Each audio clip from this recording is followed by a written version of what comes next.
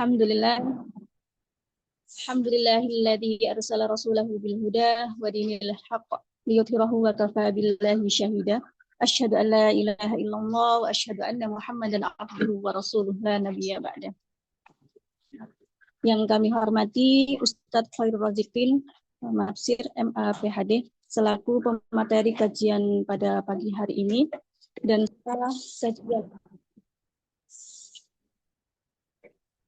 Alhamdulillah, segala puja dan puji syukur atas kehadirat Allah Subhanahu wa Ta'ala yang telah melimpahkan rahmatnya hingga pada kesempatan pagi hari ini kita kembali mengadakan kajian kita yang insya Allah pada pagi hari ini adalah pertemuan kita yang keempat ya. Kemudian salam serta salam semoga tetap tercurah atas junjungan Nabi kita Nabi Muhammad SAW yang telah melimpahkan salawat serta salam semoga tetap tercurah atas junjungan Nabi kita Nabi Muhammad SAW, karena berkat beliaulah kita bisa menikmati indahnya Islam hingga saat ini, dan semoga pada kesempatan ini kita tetap diberikan syafaat oleh Allah, syafaat oleh Nabi Muhammad SAW hingga yaumul akhir. Baik, sebelum kita kajian, saya akan membacakan terlebih dahulu susunan acara pada pagi hari ini. Yakni yang pertama adalah pembukaan, yang kedua pembacaan ayat suci Al-Quran, yang ketiga adalah kajian, yang keempat materi, kemudian yang kelima tanya jawab, dan yang terakhir penutupnya. Kita buka majelis kita dengan baca suratul Fatihah. A'udzubillahi minasyaitonirrajim. Bismillahirrahmanirrahim. Alhamdulillahirabbil alamin. Arrahmanirrahim. Maliki yaumiddin. Iyyaka na'budu wa iyyaka nasta'in. Ihdinas siratal mustaqim. Siratal ladzina an'amta 'alaihim ghairil maghdubi 'alaihim waladdallin. Baik. Acara selanjutnya yakni pembacaan ayat suci Al-Quran yang akan dibacakan oleh Ustazah Anissa. Insya Allah akan dibacakan surah Ibrahim ayat nanti akan disampaikan oleh Ustazah Anissa. Kepada Ustazah Anissa, silakan. Assalamualaikum warahmatullahi wabarakatuh.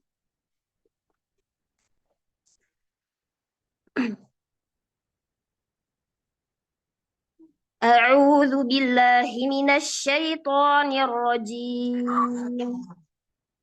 Bismillahirrahmanirrahim. Wa idz qala Ibrahim rabbi ij'al hadzal balada aminan wajnubni wa baniya an na'budal asnam. Rabbi innahunna adlalna katsiran minan nas faman tabi'ani fa innahu minni wa man 'asani fa innaka ghafurur rahim.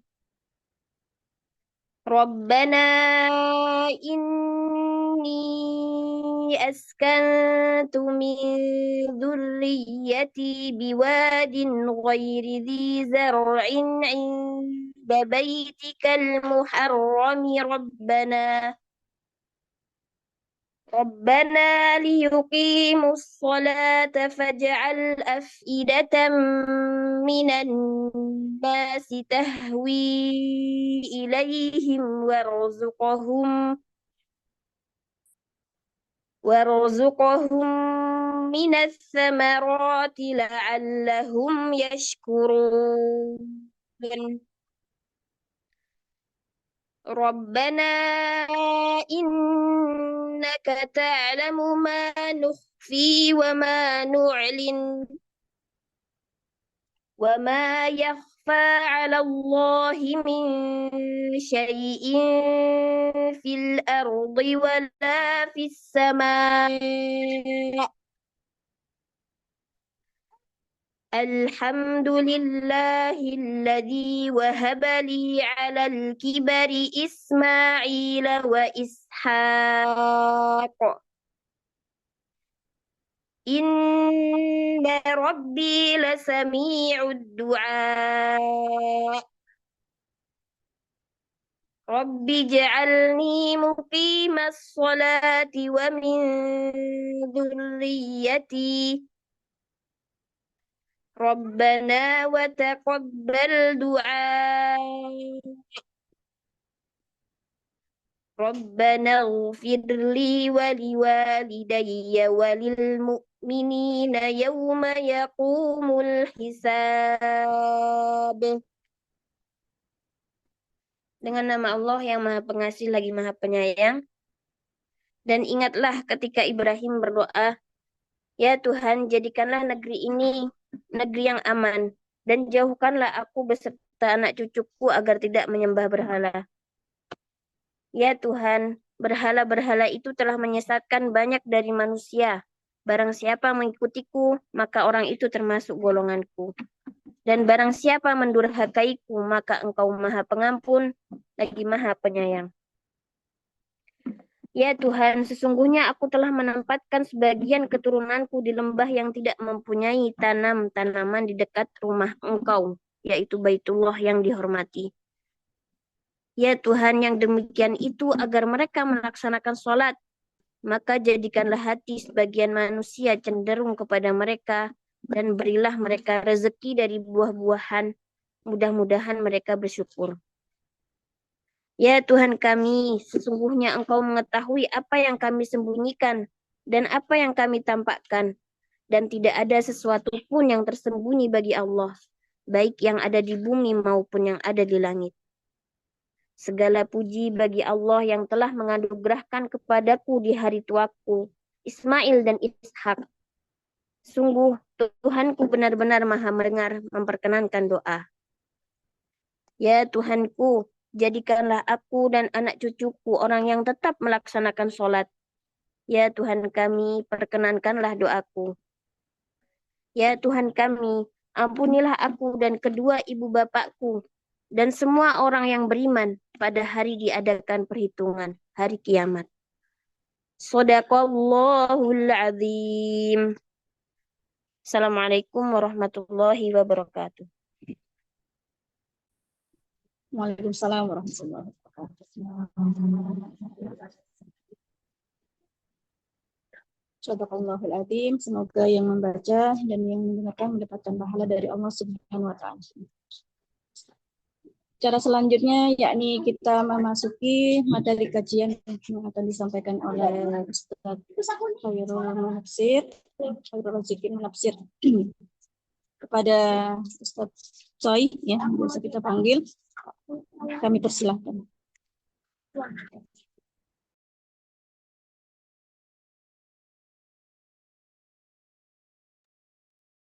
Alhamdulillahirabbil alamin wassalatu wassalamu ala asyrafil anbiya'i wal mursalin sayyidina wa habibina wa syafiina wa qurrati ayunina Muhammadin as-sadiqil amin wa ala alihi wa sahbihi ajmain amma ba'du.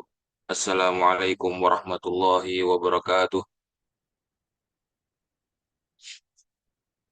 Allahumma fir lana wa liwalidayna wa limasyayikhina ajmain. Allahumma faqihna fid din wa alimna at-ta'wil. Rabbi israh li sadri wa yassir li amri wa hlul 'uqdatam min lisani yafqahu qawli. Nawaitu ta'alluma wa ta'lim wa tadhakkur wa tadhkir wa nafa wal intifa wal ifada wal istifada wal hath ala tamassuki bi kitabillahi wa sunnati rasulih sallallahu alaihi wasallam wa du'a ilal huda wa dalalah ala khair wa bigha wajhillahi wa mardatihi wa qurbihi wa thawabihi subhanahu wa ta'ala.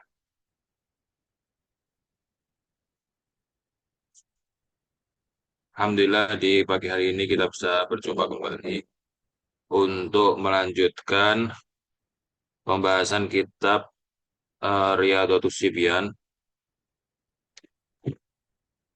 atau Nazm Riyadhatus Shibyan yang berkaitan tentang pendidikan anak di usia dini menurut para ulama.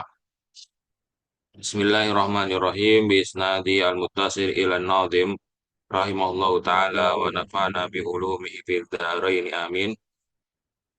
Qala faslun wa in dhahar fi'lul jamili minhu fayambagi bi an yujaza anhu wa an yubajjal qadruhu wa yumdahu bima bihi bainal anami yafrahu.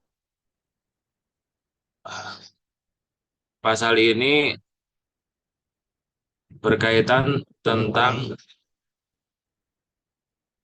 sebaiknya orang tua itu memberikan hadiah atau memberikan apresiasi kepada anaknya jika anaknya itu menunjukkan sesuatu yang bagus. Begitu juga berlaku sebaliknya. Sebaliknya itu gimana? Kalau dia menunjukkan sesuatu yang buruk, berarti harus diberikan hukuman. Gitu. Karena anak ketika masih kecil itu sangat terikat dengan sesuatu yang bentuknya itu nyata. Maksudnya terjangkau dengan panca indera. Kalau misalnya seorang anak ini berbuat baik dan diberi sesuatu hadiah akibat perbuatan baiknya, dia akan semakin semangat untuk melakukan perbuatan yang baik. Karena terlihat ada bentuknya hadiahnya itu. Atau dipuji sama orang tuanya. Jadi ada bentuk pujiannya, dia bisa mendengar pujiannya. Beda sama orang yang udah gede, orang yang udah dewasa, udah balik, itu dipuji, nggak dipuji, ya kan kita menyuruh dia untuk ikhlas. Yang muji cukup Allah, walaupun semua orang di dunia ini nggak ada yang muji, ya jangan lantas kemudian nggak berbuat baik. Itu kalau udah dewasa, kalau udah balik. Kalau masih anak kecil, kalau belum balik, nggak belum nyampe, belum nyampe konsep itu. Maksudnya keikhlasan itu belum nyampe. Maka kita berikan apresiasi dalam bentuk yang terlihat. Entah itu yang bisa dilihat yaitu hadiah atau yang bisa dia dengar yaitu pujian ya. Kalau in zohar fi'lul jamili minhu jika tampak perbuatan baik minhu dari seorang anak yang belum balik ini, fayam bagi bian yujaza anhu, maka hendaknya diberi apresiasi akibat perbuatan baiknya. Wa an yubajjal qadruhu wa yumdahu, dan hendaknya dia itu diangkat derajatnya. Wa yumdahu, dan dipuji. Bima bihi bainal anami yafrahu, di hadapan orang-orang sehingga membuat dia itu gembira. Jadi nggak apa-apa kalau seorang ibu itu atau seorang ibu itu memamerkan perbuatan baik anaknya ke keluarga yang lain. Jadi bagi seorang ibu itu ya sekedar sekilas info lah. Oh ini loh anak saya alhamdulillah sudah apa namanya sudah Iqra 2, nah, atau sudah mulai baca Al-Quran, sudah hafal surat Al-Ikhlas gitu. Jadi dipuji di hadapan keluarga yang lain. Sehingga anak itu merasa bahwasanya dirinya itu kalau melakukan hal tersebut itu memiliki keistimewaan lebih daripada keluarga yang lain. maka mendorong dia untuk lebih lagi berbuat baik lebih banyak lagi. Dan itu nggak apa-apa, karena itu salah satu cara pendidikan anak yang masih kecil. Anak kecil itu diajar ikhlas tuh nggak akan paham ikhlas itu apa. Dia harus diajari peningkatan perbuatan baik. Walaupun kalau versi anak dewasa ya ini nggak ikhlas. Tapi kalau versi anak kecil ya ini cara mendidik anak kecil biar dia itu semangat untuk berbuat baik. Imam Ghazali berkata yang berkaitan tentang ini ya. Summa mahma dhuhara minas sobiyyi khalqun jamilun wa fi'lun mamduhun. Jika apa namanya terlihat dari sang anak kecil ini perbuatan baik, akhlak yang baik, pekerjaan yang patut untuk dipuji, fayam bagi ayu kroma alaihi, maka hendaknya bagi orang tua untuk memberikan sesuatu akibat perbuatan dia yang baik itu. Wa yujazza alaihi bima yufrau bihi, diberi sesuatu yang yang membuat si anak itu gembira. Contohnya anaknya itu suka mainan mobil-mobilan misalnya. Ya nanti kalau misalnya hafal surat ini kita beli mobil baru gitu. Maksudnya mobil-mobilan baru bukan mobil beneran. Kan tahu lah ibu itu tahu apa sih yang menjadi hobi anaknya itu. Yang kalau kemudian dikasih hobinya itu dia bakal seneng, anaknya itu bakal seneng. Maka nggak apa-apa kita iming-imingi itu agar dia itu mau meningkatkan prestasinya, ya terutama di bidang agama dan yang berkaitan tentang akhlaknya. Wal wa yumdah baina adhurin nas. Kata Imam Ghazali, selain diberikan sesuatu yang membuat anak itu senang, juga dipuji-puji di hadapan orang lain. Tapi ingat niat kita muji itu bukan kita itu pamer anak kita, enggak. Tapi untuk mengangkat derajat anak kita agar anak kita itu merasa dirinya itu semakin apa namanya memiliki pangkat ya di antara anak-anak yang lain, di antara saudara-saudara yang lain jika dia itu lebih bagus pekerjaannya. Ya, berarti ngobrolinnya ya harus ketika anaknya ada. Kalau anaknya nggak ada urgensi. Contohnya anaknya lagi sekolah, terus ibu-ibunya lagi kumpul-kumpul. Ya nggak usah bangga-banggain anaknya. Nggak guna, anaknya nggak dengar. Tapi kalau lagi sama anaknya, ya kan, terus kebetulan ya lagi sama orang lain, ya kan, atau lagi ada yang bertamu, anaknya itu juga ikut duduk gitu. Itu dikabari, anak saya alhamdulillah ini udah hafal 3 surat gitu. Coba dipraktekkan nah gitu. Jadi disanjung gitu di hadapan orang lain di apa namanya ketika bersama anak tersebut. Tapi kalau nggak ada anaknya nggak ada urgensi, udah ibu-ibu ngobrolin hal yang lain aja. Karena tujuan kita menunjukkan kehebatan anak kita di orang lain kepada orang lain atau kepada keluarga yang lain, bukan untuk menyombongkan anak kita, bukan. Tapi agar anak kita itu termotivasi untuk lebih berbuat baik yang lebih maksimal lagi ya, berbuat baik yang lebih maksimal lagi.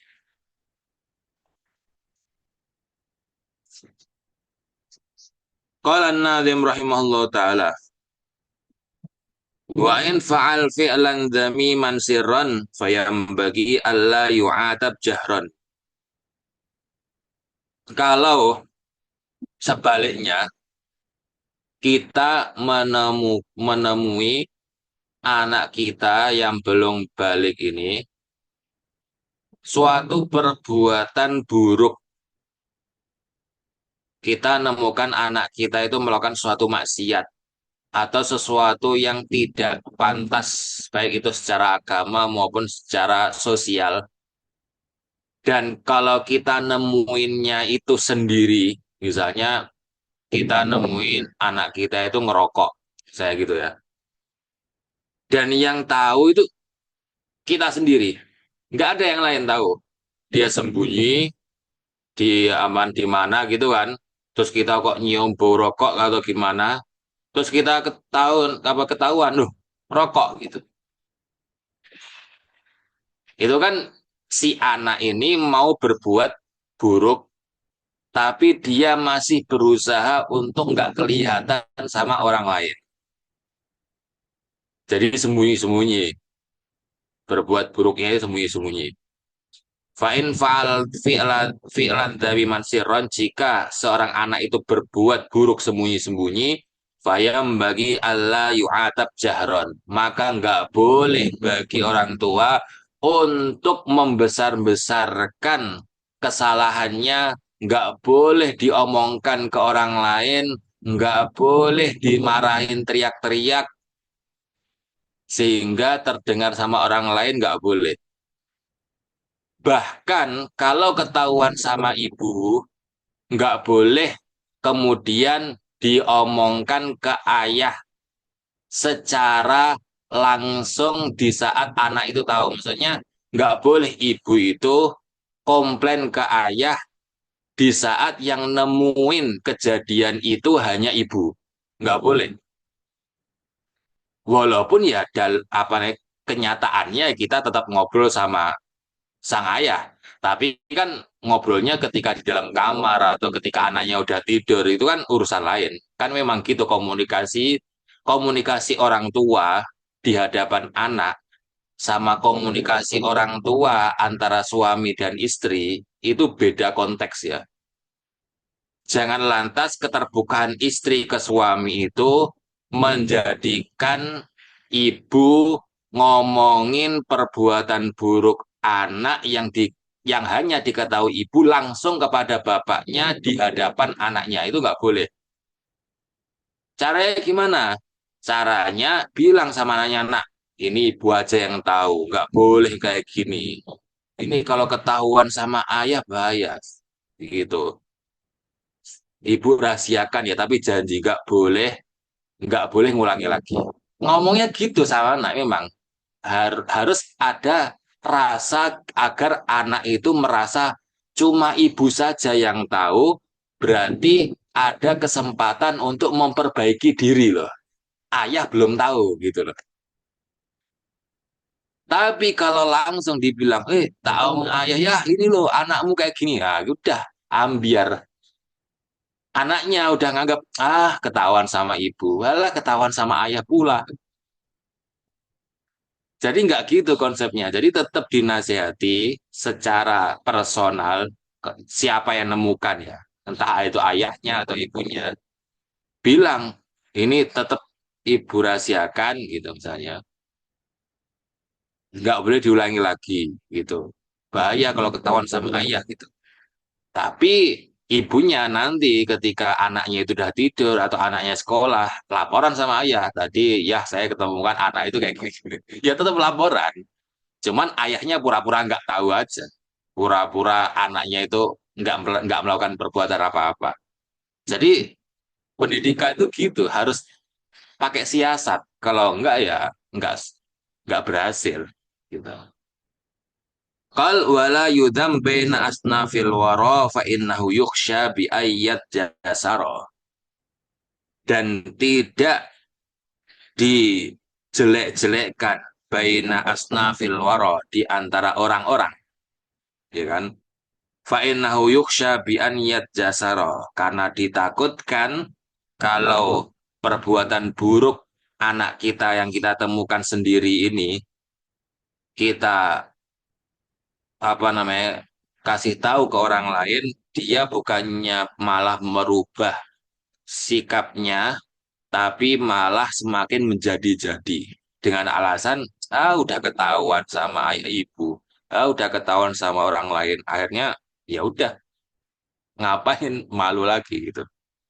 Wala yubali ba'dahu bil adli wa bil malami inda kulli fi'li. Maka kalau kejadian seperti itu, maka anak itu nggak akan peduli lagi, ya kan, dengan perbuatan buruk yang dia lakukan. Maksudnya ya udahlah, nama udah terlanjur jelek, ya kan, sekalian dijelekkan gitu. Wabil malami inda kulli fi'lin, sehingga nggak ada rasa penyesalan setiap dia melakukan perbuatan buruk. Bal bagi itabuhu bihaitsu la ya'lam alaihi ahadun minal mala. Tetapi hendaknya untuk menasihati anak tersebut, ya kan, bihaitsu la ya'lamu alaihi ahad, apa namanya, dengan cara menasihati secara sembunyi-sembunyi sehingga tidak ada yang mengetahui satupun dari orang selain yang menemui itu, minal mala, dari orang-orang ya. Maksudnya kalau ketahuan sama ibu, ya jangan sampai ayah tahu di hadapan anaknya ya. Kalau ketahuan sama ayah, nggak boleh ibunya itu paham, tak tahu gitu. Walaupun ya aslinya ya tahu semua gitu. Cuman di hadapan anak kayak gitu, gitu. Biar anak itu ngerasa bahwasanya ya cuma ibu aja yang tahu, ayah belum tahu nih waktunya untuk memperbaiki diri gitu. Ya padahal udah tahu semua padahal. Kal yakulu di- berkata yang menemukan perbuatan buruk dari anak tersebut, hadza in ulima alaihi fadihah. Nah, ini perbuatan ini jika orang-orang tahu, ya kan, jika orang lain tahu, fadihah ini jelek, nggak bagus. Nanti kamu bakal diejek, kamu nanti bakal dicaci maki. Fala ta'ud ilahi, maka jangan kamu ulangi lagi. Gitu. Wala tukatsir indahul kalama fa innahu yuhawwinul malama.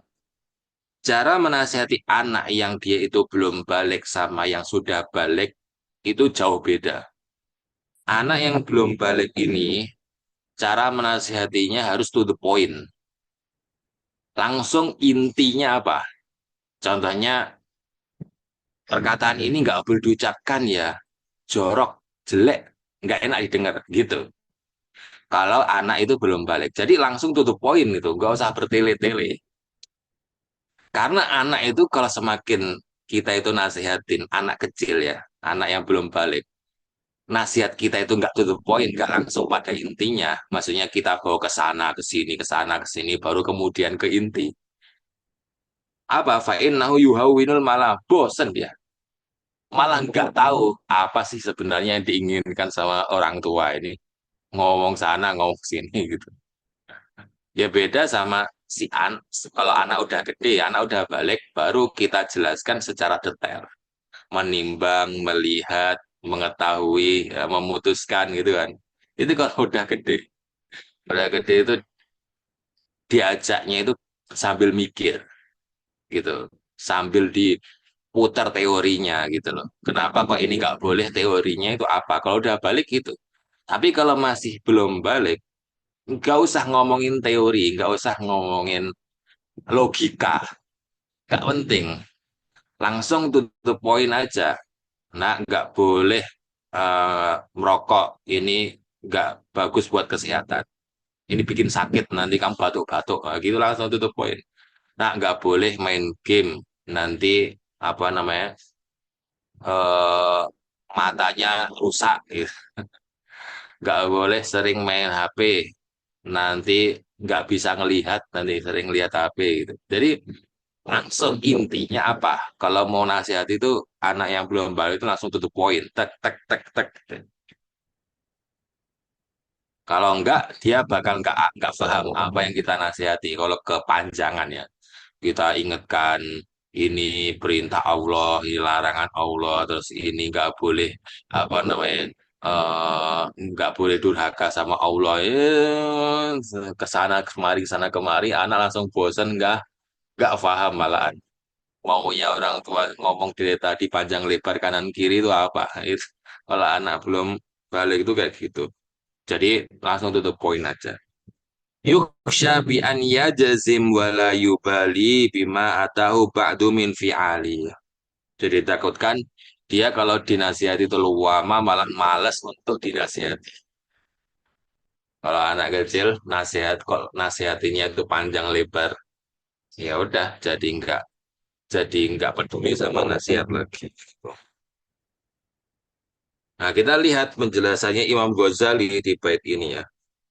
Imam Ghazali berkata, fa'in khalafa dzalika ay ma dzukira fa'in khalafa dzalika ay ma dzukira min syarhi al-baitainil awwalain min al-jamil wa nahwi fi ba'dil ahwal marratan fahidan fayambagi ayyataghafal anhu.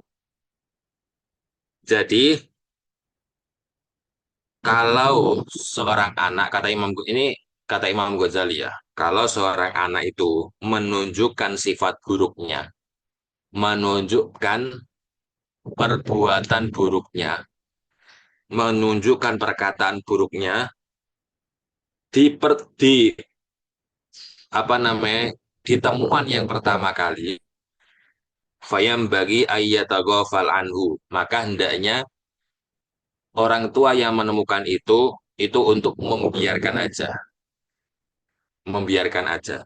Wala yahtak sitrahu wala yukashifu, tidak memamerkan, tidak ngomongin ke yang lain, dan tidak apa namanya menunjukkan ke yang lain. Itu kalau temuan pertama ya.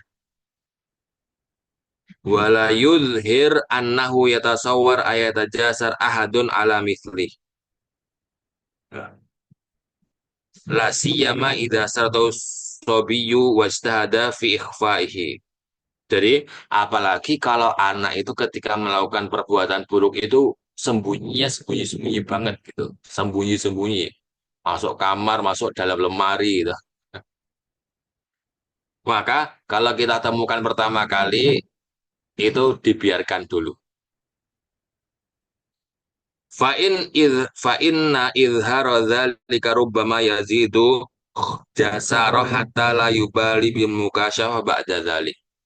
Kok ketika pertama kali kita temukan itu kita obrolin ke yang lain, dia bakal lebih menggila lagi ya. Dia bakal melakukan yang lebih buruk dari itu lagi karena menurut dia nama baik dia sudah jelek di hadapan orang-orang gitu, di hadapan semua orang tuanya. Fa'in ada tanian, tapi kalau ketika pertama kali kita biarkan, ya kan, kok ngulangi lagi yang kedua kalinya dan kita temukan temuan yang kedua. Ini temuan yang kali kedua. Foyam bagi ayu atap sirron, maka kita harus marahin dia secara sendiri. Ya, sirron, sembunyi-sembunyi. Wa yu'adzim lahul amrufi, dan kita besar-besarkan seakan-akan itu kayak nggak boleh banget gitu, kayak kalau ngerjain tuh kayak ngeri gitu. Jadi kita gede-gedean gitu. Kita gede-gedekan biar anak itu tidak takut untuk mengerjakan lagi. Wa yuqal iyyaka ayyatla ay iyyaka an yatali alaika fi mithli hadza fataftadih bainan nas. Jangan sampai kamu lakuin lagi. Kalau ini sampai ketahuan sama orang lain, sampai ketahuan sama ayah gitu, ini bakal jadi image buruk buat kamu. Buat orang-orang itu bakal ngelihat kamu itu orang buruk gitu. Jadi gitu. Wala yakturul qawlu alaihi bil adabi fi kullihin. Tapi nggak boleh ngulang-ngulangin gitu terus. Nggak boleh. Jadi kalau kita nemuin anak itu berbuat buruk dan kita mau menasihatinya, cukup sekali aja. Jangan sekali bilang, nanti besoknya dibilang lagi, nah jangan kayak kemarin ya. Terus saya lagi, nak jangan kayak yang dulu-dulu ya. Itu anak jadi males nanti. Alah, diungkit lagi, katanya diem aja. Cukup dinasihati ketika kita temukan aja. Setelah itu anggap aja dia nggak pernah ngelakuin. Udah, jangan sekali-kali ngungkit lagi. Sekalinya kita ngungkit, dia bakal ngerasa, ah, ternyata yang dulu itu ibu nggak maafin. Akhirnya, ya udahlah, kita kita lakuin lagi gitu. Maka nggak boleh ngulang-ngulangi lagi nasihatnya, cukup sekali aja. Fa innahu yuhawwin alai sama'il malamah wa rukubal qabaih wa yusqitu al kalami min qalbihi. Jadi kalau kita ulang-ulangi, dia itu jadi malah antipati sama nasihat. Kalau dia itu udah dinasihati, ya kan? Habis itu sore dinasihati lagi dengan perkara yang sama, malam dinasihati dengan perkara yang sama. Dia itu ujung-ujungnya akan membuat anti dengan nasihat. Ah, nasihat udah paham masih diomongin terus gitu. Maka cukup sekali aja. Beda sama orangnya kalau udah gede ya. Kalau udah gede nggak apa-apa diingetin terus. Ya udah paham. Karena kecil nggak cocok kayak gitu. Kalau kemudian kata Imam Ghazali, waliyakunil ab hafidhan haibatal kalami ma'hu wa yuwabbihu illa ahya wa la yuwabbihu illa ahyana.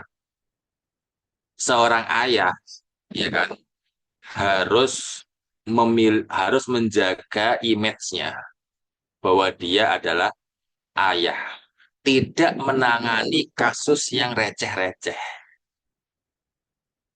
Sebagaimana kepala sekolah, nggak akan dia itu terus turun kepada muridnya setiap muridnya bandel. Enggak kan? Yang sering menangani murid bandel siapa?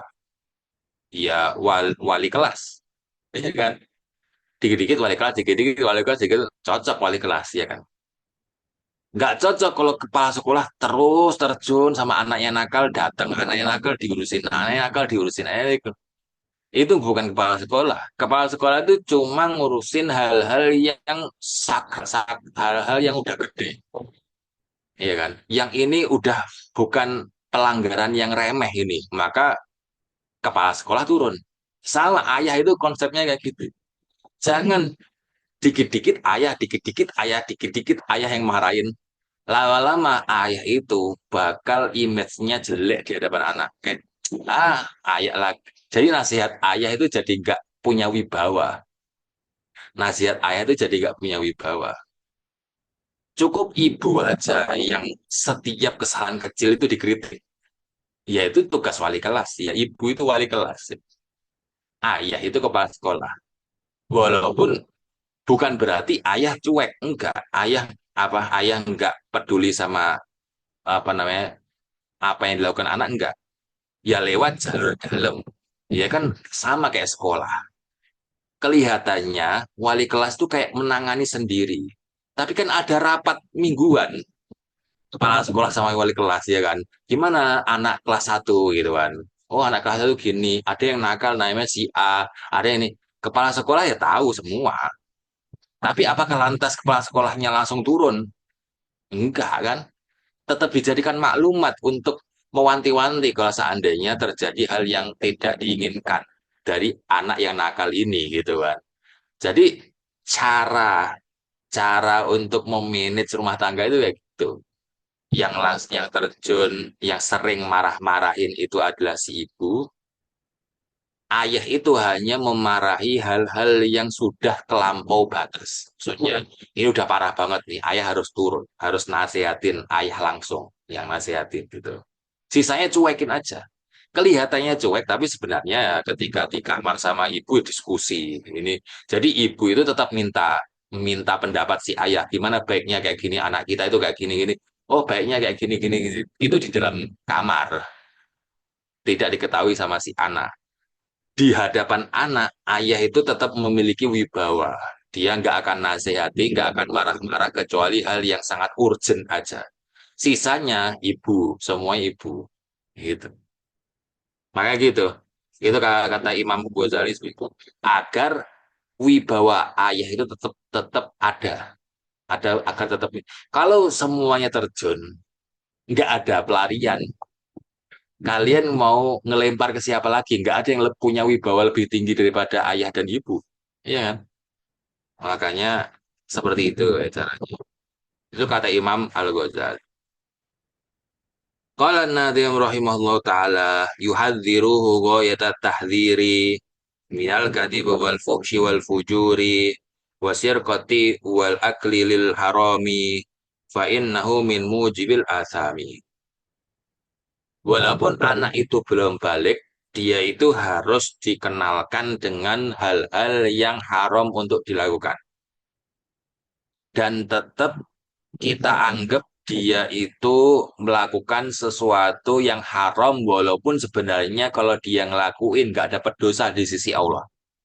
Bedakan masalah dosa dan pahala sama bedakan cara interaksi kita dengan anak ketika anak melakukan itu.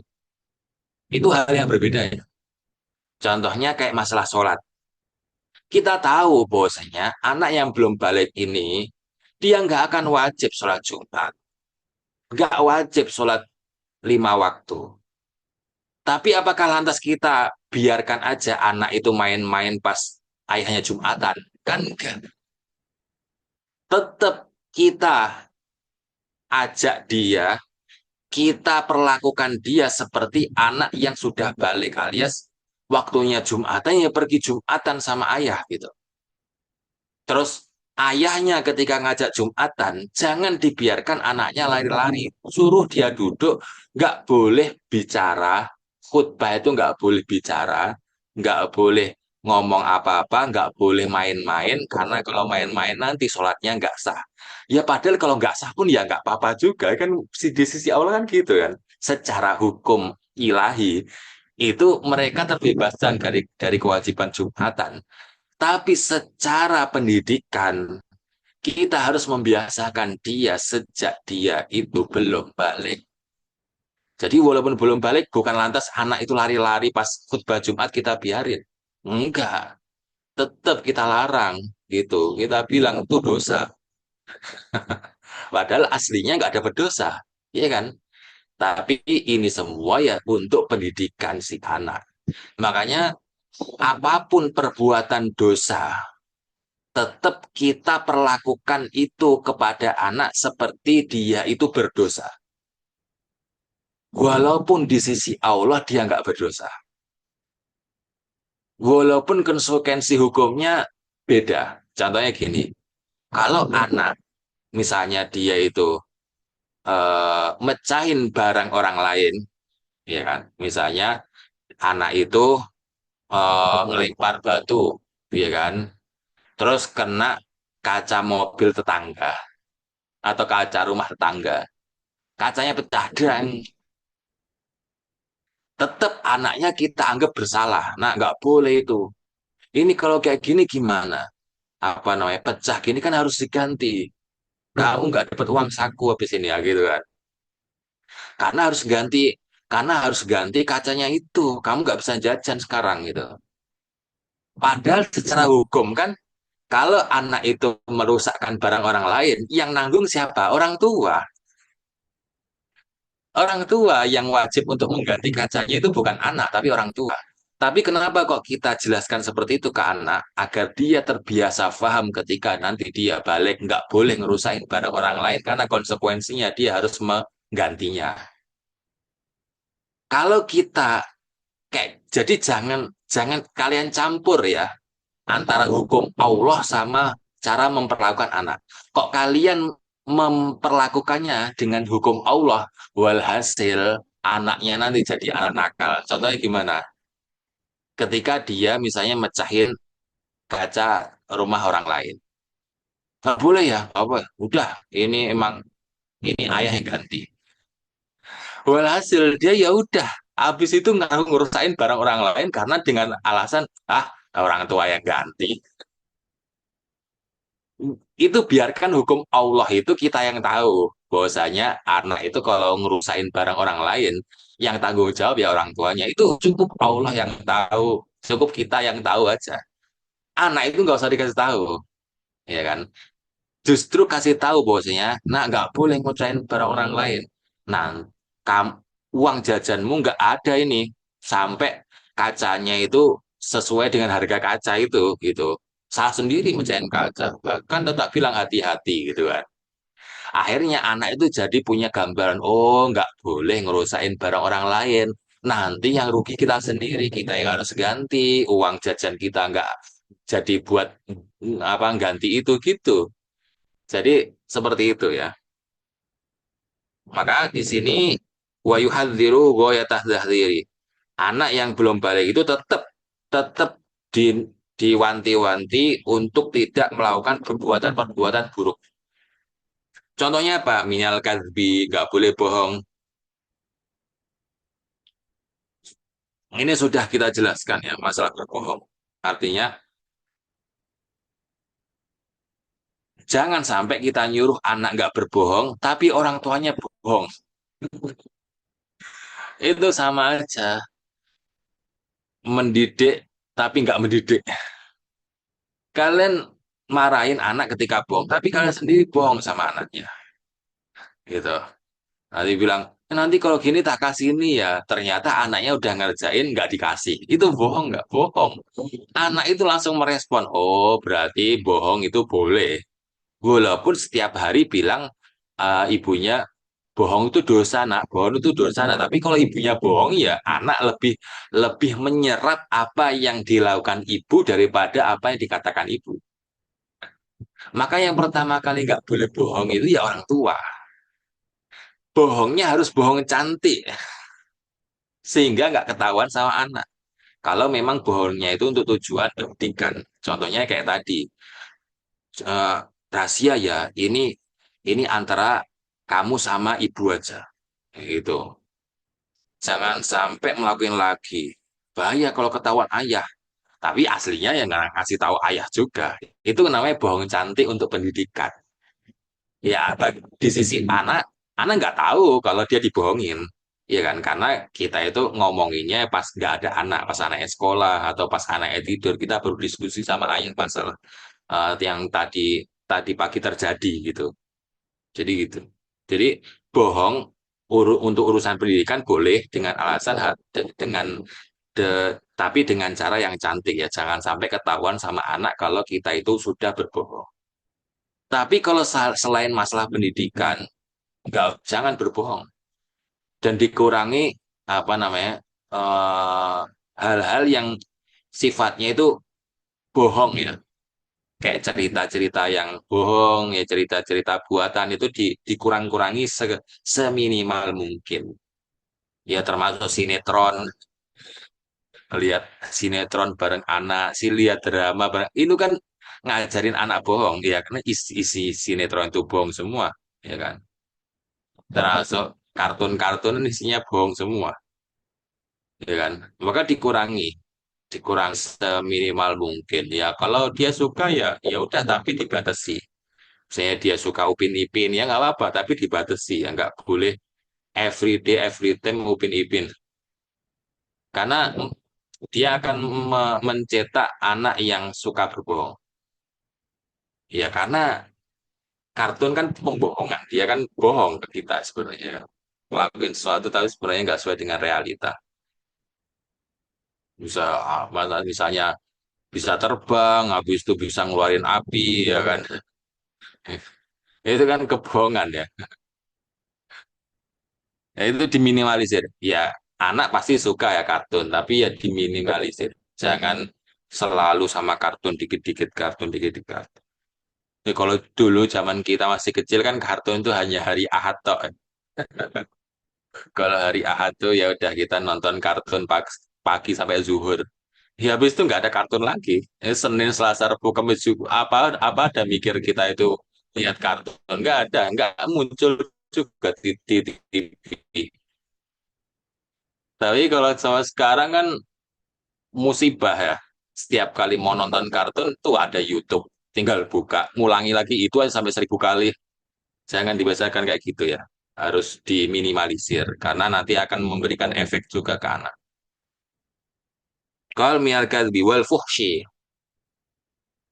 Perkataan-perkataan jorok, perkataan-perkataan kasar, perkataan-perkataan buruk itu harus diwanti-wanti kepada anak. Jangan sampai perkataan yang kasar, perkataan yang jorok, perkataan yang buruk itu menjadi kebiasaan dia. Harus dimarahin kalau dia itu apa namanya berkata sesuatu yang jorok. Ya walaupun anak ya nggak dosa juga. Tapi lagi-lagi ini pendidikan. Kita harus memperlakukan kemaksiatan anak itu seperti dia itu maksiat beneran. Walaupun ya kita tahu di sisi Allah dia nggak dosa. Tapi ya jangan bilang nggak dosa. Ya yang anak nanti malah merajalela. Itu tetap kita ingatkan ini nggak boleh ini dosa gitu. Walaupun aslinya nggak dosa juga. Wal fujur, begitu juga perbuatan-perbuatan yang buruk. Perbuatan. Kalau fuhsh itu adalah perkataan, kalau fujur itu perbuatan.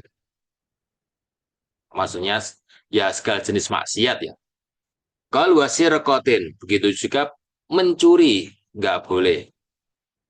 Selalu ajarkan anak itu ketika mau memakai sesuatu barang yang bukan miliknya untuk izin. Contohnya kalau dia itu mau pakai palunya ayah, itu ajarkan, udah izin belum gitu. Kalau mau ngambil mangganya tetangga itu udah izin belum ngambil mangga ini. Kalau ketahuan anak itu bawa mangga, ya kan, padahal kita nggak punya pohon mangga, itu pertama kali harus kita curigai dulu, ini mangga dari mana gitu. Udah izin belum? Sana izin dulu sama yang punya gitu. Diketok pintunya. Nah, ya padahal nggak apa-apa juga. Biasanya iya satu dua, apalagi yang jatuh-jatuhan biasa. Tapi harus dibiasakan. Ini mangga siapa? Kita nggak punya pohon mangga, kok bisa dapat mangga gitu. Agar anak itu nggak punya kebiasaan mencuri ya. Nggak betul. Qal wal aklil harami fa innahu min mujibil azami. Nggak boleh makan dari sesuatu yang haram. Termasuk di dalamnya makan dari hasil yang gosok, dari hasil gosok, ya kan? Temennya itu belum mempersilahkan makan, diambil aja sama anak kita langsung disabut gitu. Terus temennya itu punya makanan diambil, itu kan gosok, haram. Kita ingatnya nggak boleh itu haram, nggak boleh makan punya temen gitu. Izin dulu. Kalau nggak diizin ya udah nggak usah makan gitu. Kalau nggak diizin ya jangan dimakan, bukan punya kamu gitu. Jadi diajarin konsep kepemilikan itu harus diajarkan kepada anak sejak dini. Ini barang siapa, kalau mau make harus izin ke siapa. Itu harus difahamkan. Ini barang-barangnya ibu, ya kan. Kalau make izin dulu sama ibu, tuh. Ini barang-barangnya ayah, kalau make izin dulu sama ayah, gitu. Ini barang-barangnya adik, kalau kalau mau make izin dulu sama adik. Gitu. Ini barang-barangnya kakak, kalau mau pakai izin sama kakak, gitu. Jadi konsep nggak boleh make sebelum izin dulu itu harus dikenalkan sejak kecil. Kalau enggak, sampai gede dia nggak akan peduli. Ada punya siapa ambil, ini punya siapa ambil. Ini pakai izinnya setelah itu. Maaf ya tadi tak pakai itu kan namanya maaf ya, bukan izin. Wah, ada izin setelah pakai itu namanya permohonan maaf ya, bukan izin lagi. Fa'innahu min mujibil athami. Kenapa? Karena itu semua itu dosa. Jadi paling mudah itu ya itu nggak boleh. Kenapa dosa nak? Nah, gitu. Nggak boleh nanti dihukum sama Allah nah, gitu. Ya padahal aslinya nggak dihukum juga kan dia masih anak kecil belum balik. Tapi untuk pendidikan harus kita perlakukan seperti dia itu bermaksiat beneran dan dapat dosa beneran gitu.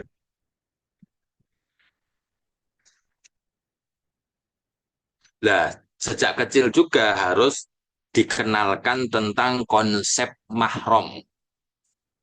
Harus dikenalkan. Mana yang mahramnya, mana yang nggak mahramnya.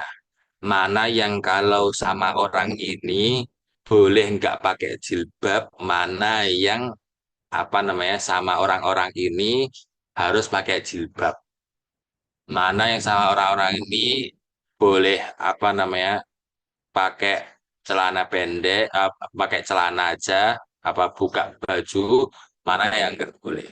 Mana yang boleh dipegang, tangannya, mana yang nggak boleh dipegang tangannya. Itu sejak sebelum balik udah harus dikenalkan siapa aja yang boleh, siapa aja yang mahram, dan siapa aja yang nggak boleh, siapa aja yang bukan mahram.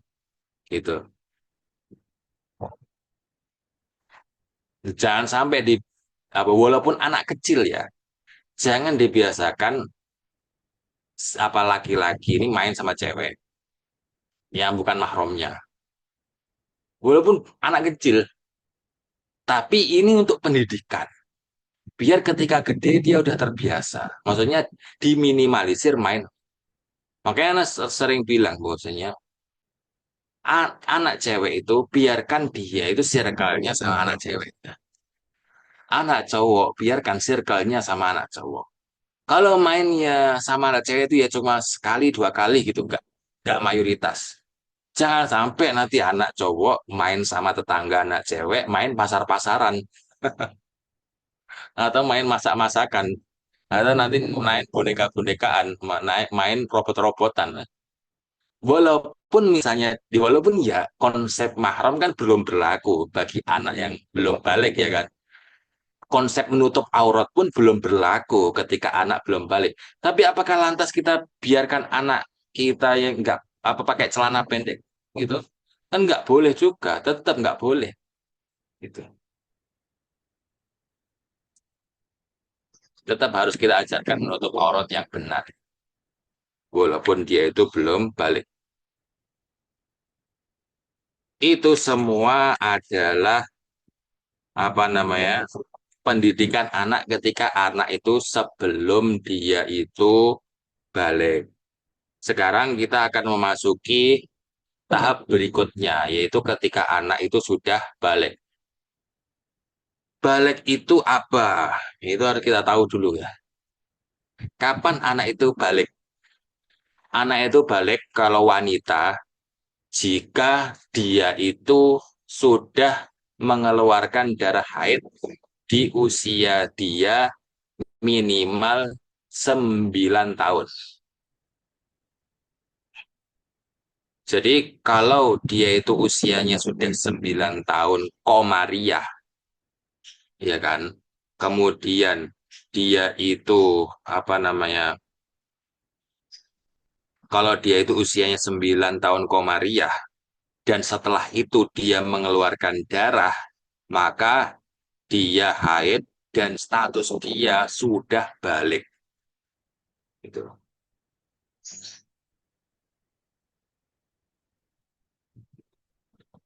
Itu kalau wanita ya.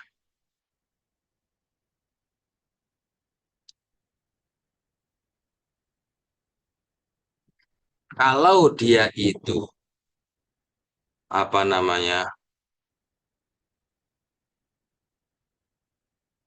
Kalau laki-laki, ya kan? Kalau dia mengeluarkan apa namanya air mani, ya kan? Di umur di setelah 9 tahun, maka dia dihukumi balik. 9 tahun komariah. Tapi kalau sudah sampai umur 15 tahun komariah, baik itu anak laki-laki maupun anak perempuannya, laki-laki nggak pernah mengeluarkan air mani, yang wanita itu belum pernah haid sama sekali, ketika umur dia itu 15 tahun komariah tahdidan, maka dia langsung dihukumi balik, walaupun dia nggak haid, walaupun dia nggak pernah mimpi basah. Makanya penting bagi bagi orang tua untuk menghafalkan tanggal hijriyah kelahiran anaknya. Itu udah kewajiban fardu ain, Bung.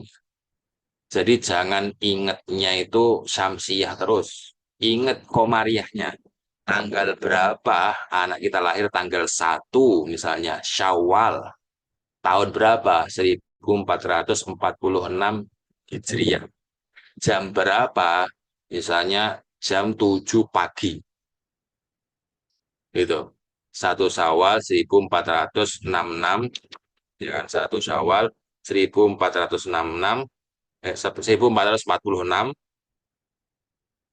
jam 6 pagi. Itu lahir anak ini.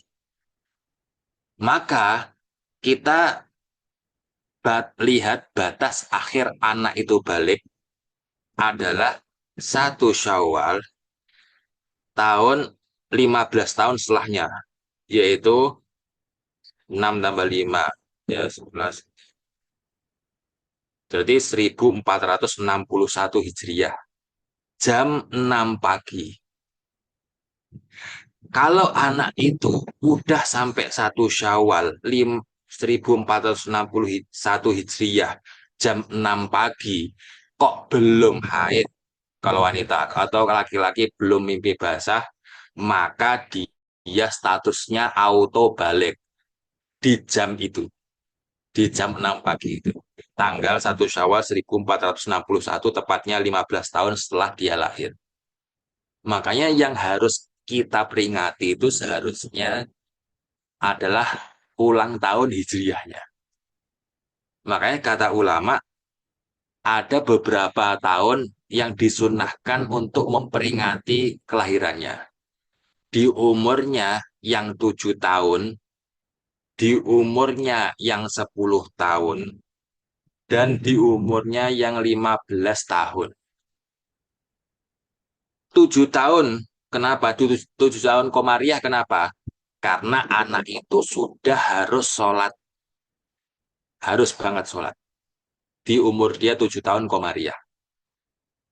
Begitu juga di umur dia 7 tahun komariah, dia sudah wajib puasa Ramadan kayak yang lain.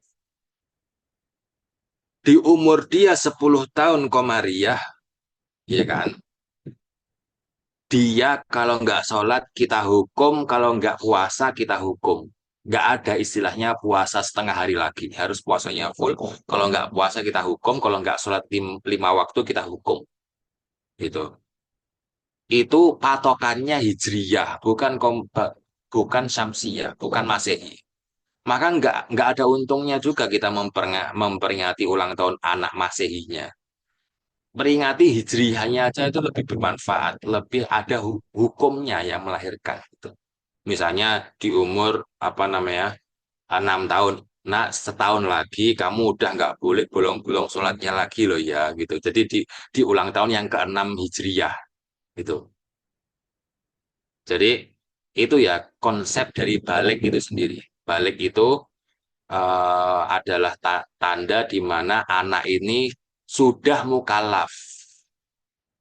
Anak itu sudah dibebankan hukum. Kalau dia nggak ngelakuin, dia sendiri yang dosa. Kalau dia itu apa namanya? Kalau dia itu mengerjakan, dia itu harus mengerjakan yang wajib, harus menjauhi yang haram, ya kan? Kalau dia merusakkan sesuatu, dia harus ganti rugi sendiri. Dia harus mencari nafkah sendiri. Itu balik ya, khususnya anak yang laki-laki. Tapi kalau anak perempuan, kewajiban nafkah itu tetap berjalan sampai anaknya itu dinikahkan. Enak ya, anak cewek ini di sisi anaknya enak ya kan. Dia nggak usah pusing mikirin cari nafkah selama dia itu belum nikah, ya kan. Dia tetap di bawah kewajiban ayah. Ya, tapi di sisi orang tua membebani ya. Udah gede, gak nikah-nikah, masa nebeng terus ya kan. Gitu. Makanya apa namanya di apa namanya di Yaman itu punya kebiasaan sejak kecil itu udah dinikahkan. Udah umurnya masih TK itu udah punya suami, khususnya anak cewek ya. Khususnya anak cewek. Ya untuk meringankan nafkah orang tua. Kan yang nafkahi suaminya gitu. Walaupun umurnya itu masih TK gitu. Ya nggak apa-apa karena nggak ada batas minimal di dalam Islam anak itu boleh menikah ya. Jadi umur masih TK pun boleh. Kalau nikah boleh-boleh aja. Nggak ada nggak ada larangan. Sedangkan kalau laki-laki dia begitu balik dia udah wajib untuk mencari nafkah sendiri. Makanya Anak itu ketika belum balik, dia nggak boleh pegang uang sendiri. Nggak boleh. Semua keuangan itu dipegang sama orang tua. Mau itu uang peninggalan, uang warisan, atau uang apa namanya hasil dikasih orang ya, angpau itu kan. Itu nggak boleh dipegang sama anak, harus dipegang sama orang tua. Kenapa? Anak itu ketika belum balik nggak boleh tasarufat maliyahnya itu nggak sah. Dia nggak boleh memanage uang sendiri. Walaupun kepemilikannya ada, dia memiliki uang tapi nggak boleh mengelola uang sendiri. Kalau anak itu belum balik, ya kan? Maka nggak boleh uangnya kita pasrahkan, tetap yang nyimpen orang tua.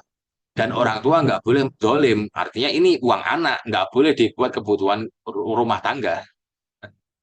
Tetap disimpan. Nanti kalau udah balik kita serahkan. Ini nak uangmu sejak TK. Ini nak uangmu sejak bayi. Ini tabunganmu sejak bayi. Kalau udah balik diserahkan semua nih. Ini ambil tuh urusin sendiri gitu. Karena ketika udah balik dia punya apa namanya punya hak untuk mengatur dan memanage keuangannya sendiri. Kalau anak sudah balik, itu bedanya anak belum balik dan udah balik. Anak yang udah balik juga boleh membeli segala sesuatu tanpa izin orang tua. Kalau belum balik, dia beli harus izin, nggak boleh nggak izin. Contohnya, dia mau beli permen pun harus izin sama orang tua. Karena sejatinya nggak boleh bagi anak yang belum balik itu untuk transaksi, nggak boleh. Beli ke toko, beli di toko, itu nggak boleh anak apalagi check out online. Nggak boleh. Nggak boleh anak yang belum balik itu check out belanjaan, nggak boleh. Karena nggak sah, jual belinya nanti nggak sah. Ujung-ujungnya yang check out harus orang tuanya. Kalau dia mau beli sesuatu, harus yang beli orang tuanya. Walaupun uangnya uang dia, tapi yang beli orang tuanya gitu loh. Jadi bedakan kepemilikan sama transaksi. Transaksi anak yang belum balik itu nggak sah, tapi kepemilikannya tetap sah. Nanti kalau udah balik, kepemilikannya sah, transaksinya juga sah, maka kita serahkan uangnya ya kepada anak yang sudah balik. Kalau udah balik, kita serahkan semua uangnya yang dari dulu kita simpen. Nah, ini uangmu semua, kamu urus sendiri gitu. Dibikinin tabungan sendiri, kemudian biar dia yang ngatur sendiri, terserah dia mau beli apa itu terserah dia. Kalau habis ya silahkan nangis sendiri gitu kan. Kalau anak laki-laki udah balik, ya kan, ayah itu menafkahinya itu tafadulan sunnah, hukumnya sunnah nggak wajib. Artinya kalau nggak ngasih duit ya cari sendiri, udah gede udah balik gitu, gitu. Kemudian ini sekarang kita baca ya nazumnya ya. Qalan nazim fa'in ata waktul bulugi wassobi bihadil asya khabirun lagobi.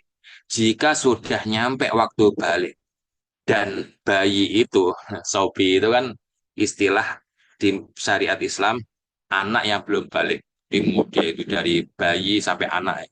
Segede apapun kalau dia belum balik kita sebut sebagai sobi.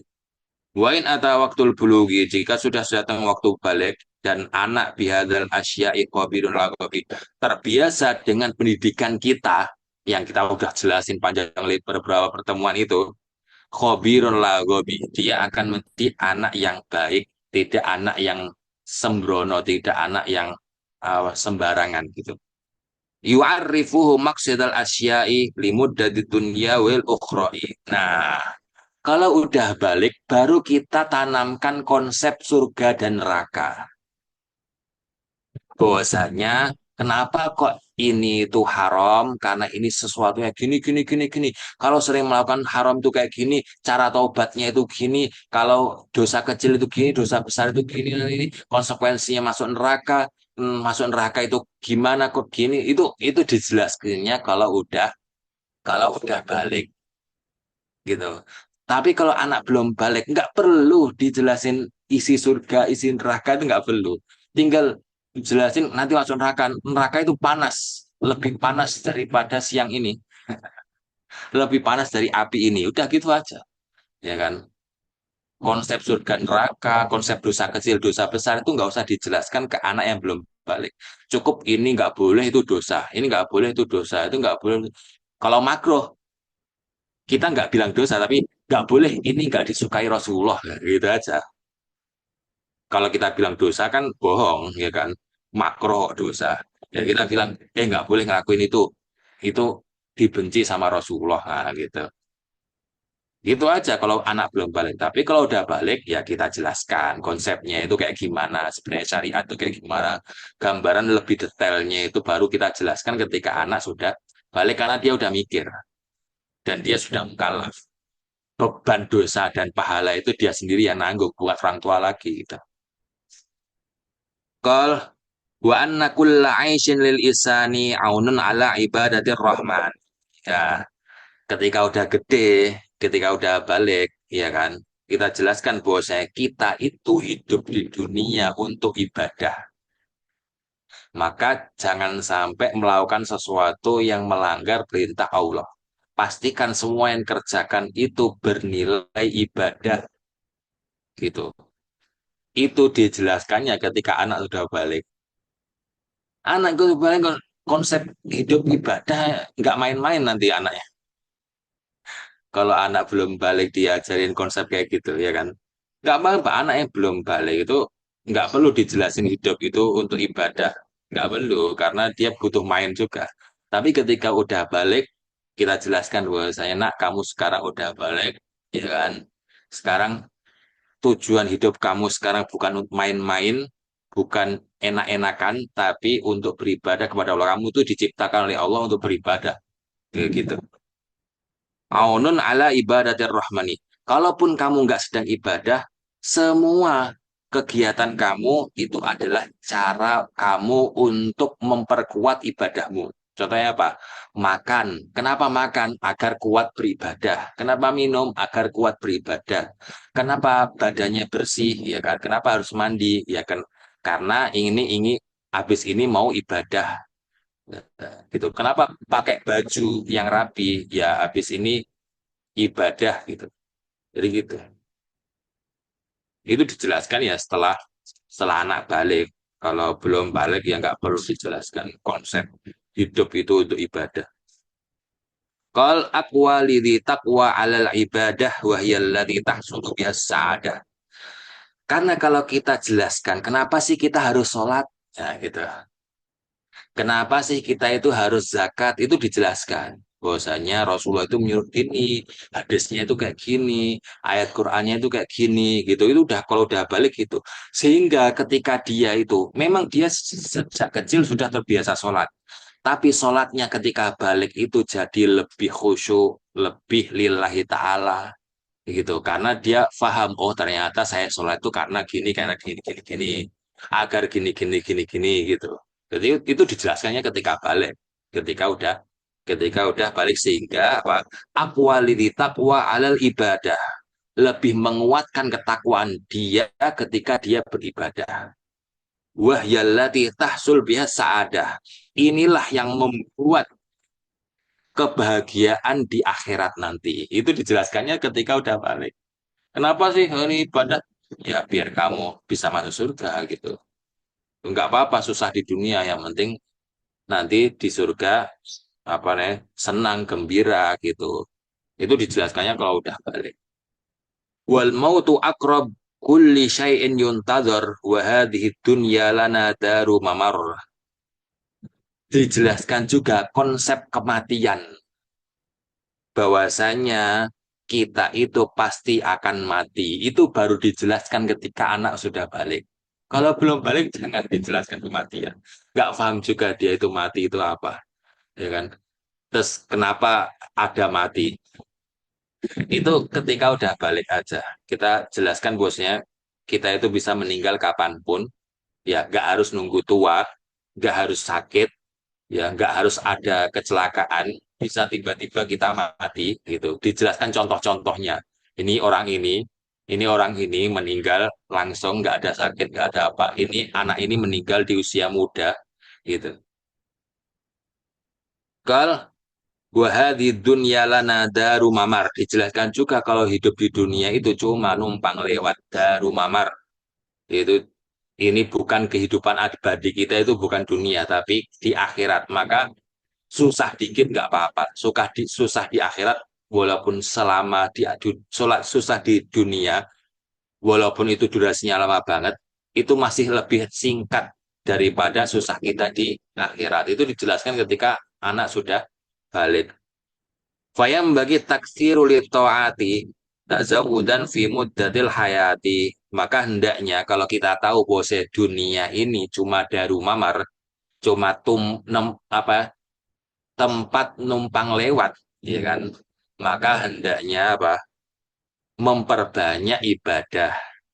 Ya, jangan main-main udah balik ini harus sholat sunnah, harus puasa sunnah, ya kan, harus sholat apa, harus sedekah, ya kan. Kamu punya uang kan, sedekah walaupun dikit gitu. Tazawudan fi muddatil hayat. Buat apa kita ngelakuin kayak gitu? Dijelaskan ini itu agar kita itu bisa memberatkan timbangan amal kita di akhirat nanti. Jangan sampai maksiatnya lebih banyak daripada eh, ketaatannya.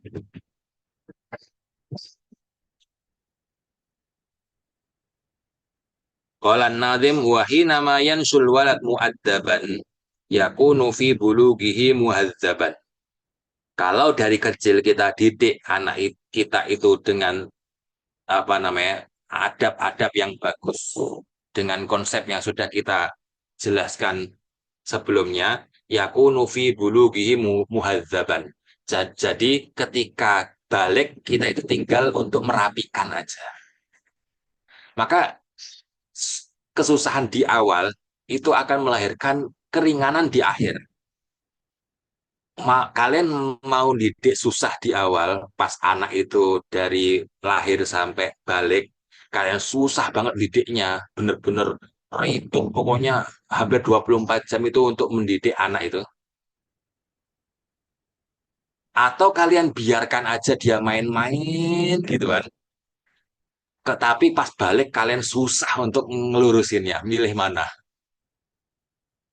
Tentu usia sebelum balik itu lebih minim daripada usia after balik. Anak itu balik itu ya mulai umur 9 tahun hingga umur 15 tahun. Alias kita itu susah ya sekitar 9 sampai 15 tahun aja. Susah mendidik anak itu.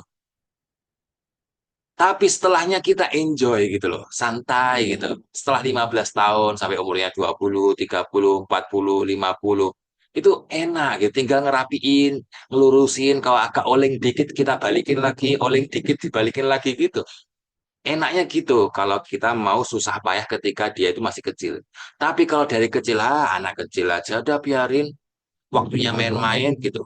Nanti lihat pas balik. Susahnya itu. Kalau dia tiba-tiba sana, arahnya udah ke kiri, udah nggak bisa itu ke kanan lagi. Kalau udah balik, susah. Ngelurusinya susah dan sengsaranya itu bertahun-tahun.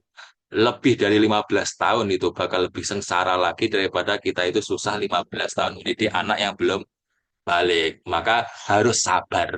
Jadi ini tuh sebenarnya ingin mengingatkan kita bahwasanya durasi sabar mendidik anak yang belum balik, yang sangat susah ini, yang cuma yang durasinya itu maksimal 15 tahun ini, itu masih lebih mending daripada Anda susah puluhan tahun setelahnya kalau masa-masa emas ini 15 tahun ini disia-siakan gitu.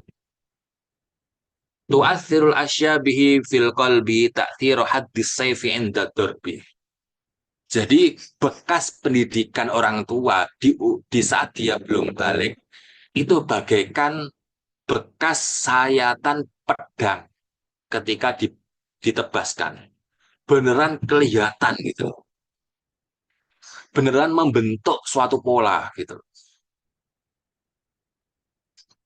Watan takish min fi qalbihi mahabbah li rabbihi wa ta'atun wa raghbah. Makanya apa namanya? Kalau kita sudah membiasakan anak itu kita didik dan kita apa ya? Kita kenalkan kepada Allah kita kenalkan dia itu mana yang dosa, mana yang pahala, mana yang dibenci Rasulullah, mana yang disukai Rasulullah. Jadi kalau disukai Rasulullah berarti kan itu hukumnya sunnah. Kalau dibenci Rasulullah itu hukumnya makro.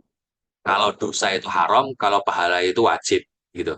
Jadi kalau kita udah dikit-dikit pahala, dikit-dikit dosa, dikit-dikit Rasulullah itu ya, maka anak itu sejak kecil sudah punya tumbuh bibit kecintaan dia kepada Allah dan ketaatan dan keinginan agar Allah itu meridhoinya. Itu udah tumbuh sejak kecil itu. Maka ketika gede itu tinggal kita ajari hukum-hukum syariat yang kompleks itu, yang ribet itu.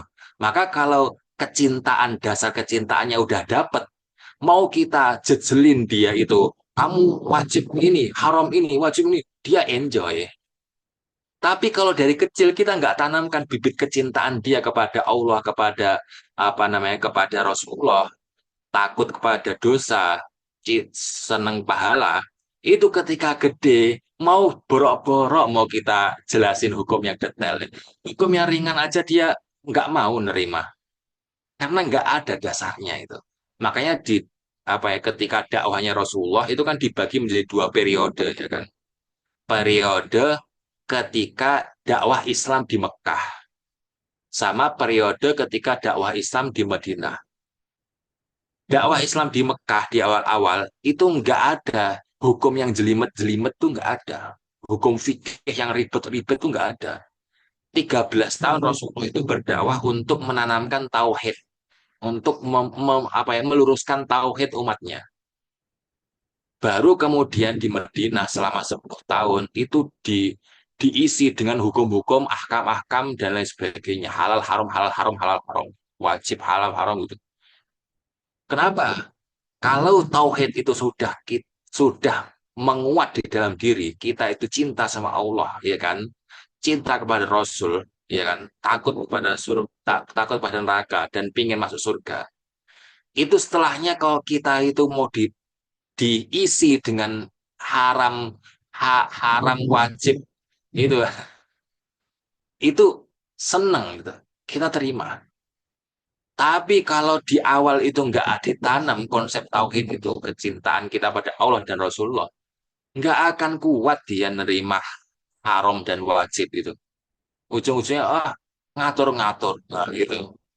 Oh, karena dia nggak punya kecintaan kepada Allah. Makanya kenapa kok kita itu mendidiknya ala Islami kayak gitu, akan tumbuh kecintaan dia ketika balik. Sehingga ketika balik dia tahu kok hukum syariat itu banyak ya ternyata. Ribet ternyata ya. Dia menjalinnya dengan enjoy, happy, senang, dan menjadikannya itu hobi, kebutuhan gitu, kebutuhan diri untuk taat-taat kepada Allah. Qal likulli ma yudni minal jinani wa yaltazim hada imaz zamani. Sehingga dia akan terus berusaha untuk dekat ke surga dan dia itu istiqomah untuk beribadah hingga akhir hayat nanti. Alhamdulillah sampai di sini aja pembahasan kita di pagi hari ini. Untuk sisanya silakan kalau ingin ada yang mau ditanyakan. Ada sallallahu sayyidina Muhammadin wa ala alihi wa sahbihi wasallam. Jazakumullah khairan katsiran wa ahsanallahu ilaikum jami'an. Wassalamualaikum warahmatullahi wabarakatuh. Waalaikumsalam warahmatullahi wabarakatuh. Jazakumullah khairan Ustaz yang sudah menyampaikan materi pada pagi hari ini. Monggo silakan yang mau bertanya bisa menyampaikan di kolom chat atau bisa mengacungkan tangannya ya. Oh ya, ini sudah ada masuk di kolom chat ya. Saya bacakan. Afan izin bertanya. Kita sudah terlanjur dari kecil jarang ditanamkan tauhid lalu tiba-tiba udah balik aja. Gimana caranya menjelaskan semua kewajibannya?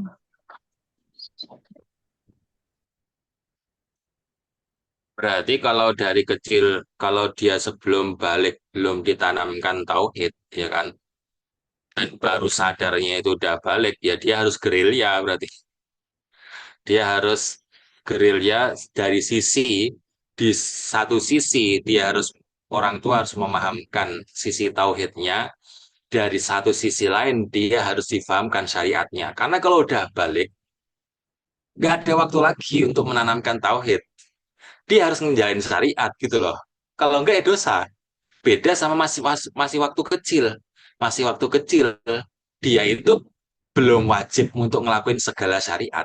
Sehingga tugas kita penanaman kecintaan kepada syariat, kecintaan kepada Allah, kepada Rasul itu efisien gitu. Jadi kita punya waktu banyak untuk ini nih waktu kita 9 sampai 15 tahun awal ini untuk menanamkan kecintaan dia kepada Allah, kepada Rasulullah, kepada para sahabat, kepada mujahid-mujahid kita ya kan, apa namanya ulama-ulama besar kita itu ditanamkan kecintaan gitu. Kecintaan terhadap kitab ada salah satu teman kami yang beliau itu keluarga pondok ya. Sejak kecil itu diajak itu baca kitab gitu. Jadi sama bapaknya itu ketika malam baca kitab. Jadi bukan cuma baca Quran aja, disuruh baca kitab anaknya gitu. Sehingga tumbuh rasa cinta.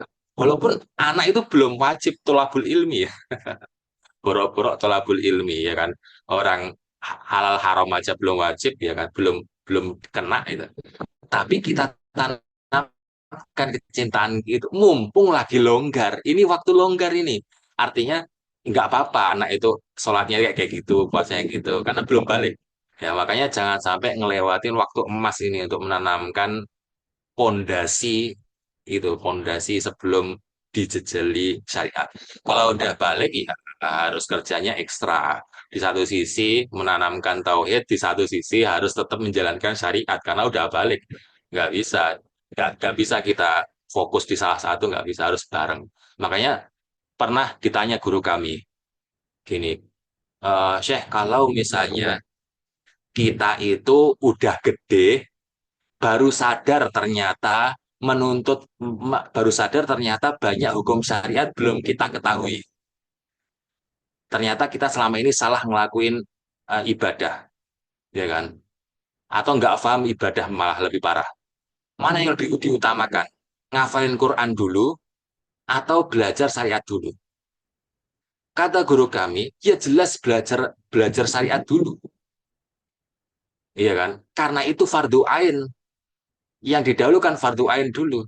Belajar fikih dulu, gitu. Belajar, jangan ngapain Quran dulu. Kalau kalian dasar-dasar fikih aja salah gitu, wudhu salah, sholat salah, terus apa namanya, ini apa namanya, menutup aurat gak bener, ya kan? Ya harus dijelasin ini dulu, karena ini fardu ain, kalau nggak dosa kita. Sedangkan fardu kifayah itu bisa diwakilkan sama orang lain, iya kan? Biar orang lain yang ngerjain gitu. Makanya kecuali kalau dia tanyanya itu di usia yang masih belia. Ustaz, anak ini nih, anak mau belajar nih, bagusnya gimana? Ngafalin Quran dulu, apa belajar fikih dulu? Gitu. Ini masih kecil nih, masih anak-anak usia usia sekolah. Ya kita bilang hafalin Quran dulu, karena ada waktu untuk fokus di situ. Gitu. Sama konsepnya kalau anak udah gede, harus didahulukan yang fardu ain ini nggak boleh ditinggalkan. Termasuk dalamnya penanaman akidah di sini juga kan fardu ain juga. Wallahu alam.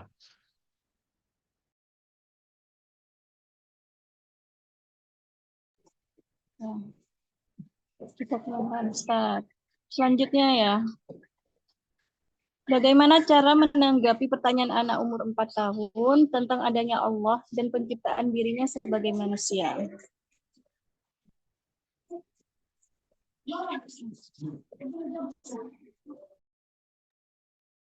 Ya dijelaskan sesimpel mungkin aja. Dijelaskan sesimpel mungkin. Bahwasanya hukum sebab dan akibat ini sebenarnya ilmu mantik ya, ilmu kalam ya, ilmu kalam. Kalau ada misalnya apa ya Allah ya misalnya ya, maksudnya dijelaskan secara logis saja. Misalnya ini makanan bisa nggak tiba-tiba dia itu muncul sendiri? Nggak bisa kan? Harus ibu yang masak kan? Harus ibu yang belanja kan? Artinya kita itu nggak mungkin muncul sendiri, pasti ada yang menciptakan. Nah, gitu. Jadi harus pakai konsep sebab akibat, pakai ilmu kalam gitu. Tapi ya sesimpel mungkin ya, biar anak itu masih Nggak. Pokoknya inti dari pertanyaannya itu terjawab aja, nggak usah merembet kemana-mana. Itu kalau merembet kemana-mana pas sudah balik aja. Jadi tetap kalau anak tanya ya dijawab. Jangan sampai dia itu mencari tahu sendiri di tempat yang salah. Mending ditanya, mending langsung dijawab sama orang orang tuanya sendiri. Syukran. Oke. Selanjutnya, kuatnya tauhid dengan kondisi saat ini banyak terkontaminasi sosmed. Bagaimana cara meluruskan kembali kekuatan tauhidnya? Karena anak-anak kan sudah bisa mengakses sendiri ya.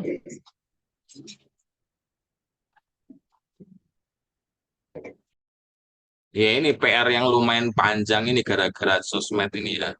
Tugas orang tua itu jadi double-double. Menjelaskan sesuatu yang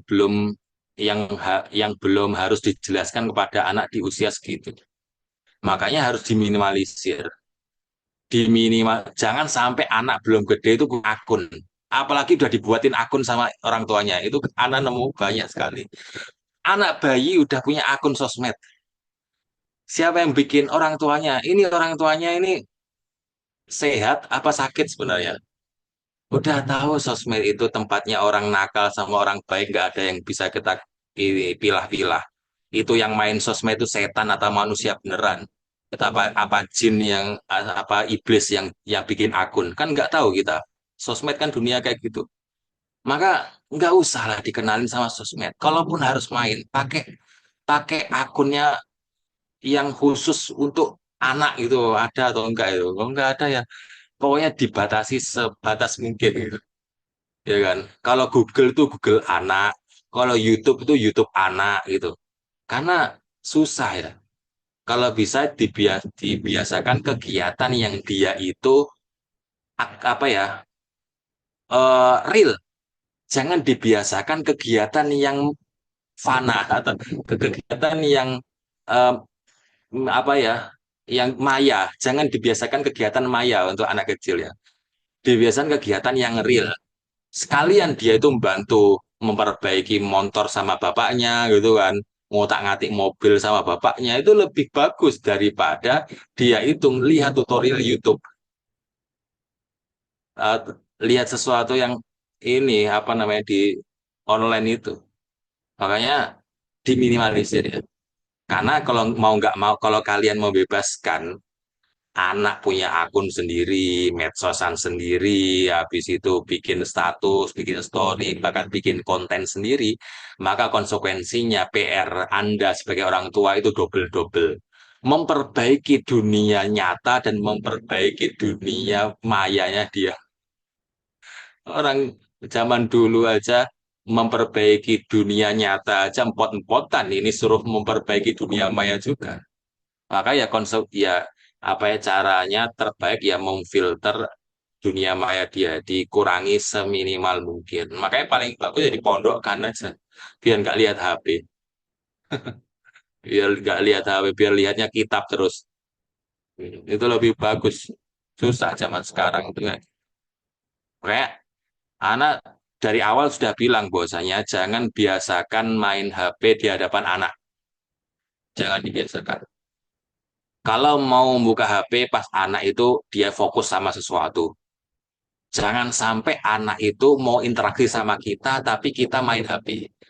Main HP itu istilahnya ya buka chatting, balas WhatsApp, ya kan, mantau grup atau bikin story.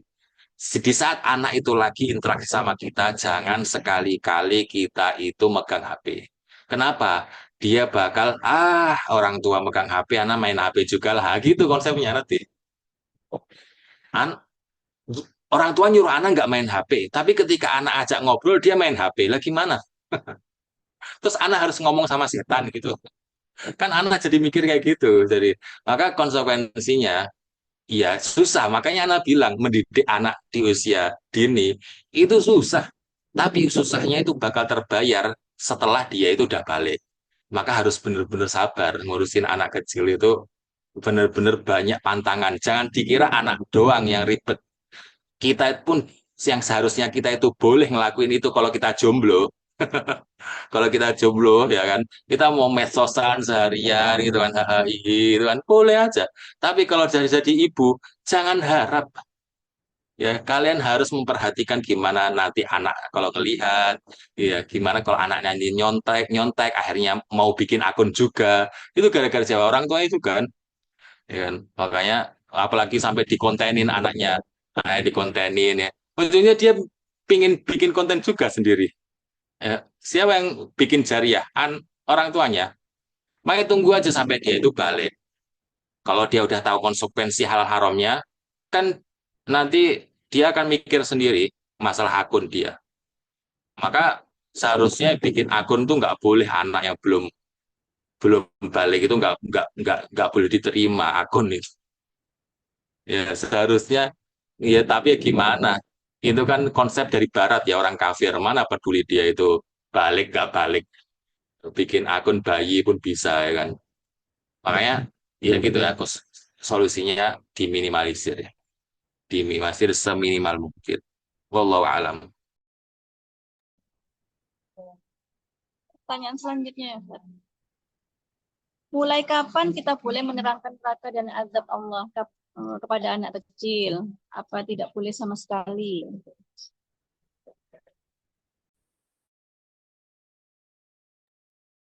Boleh.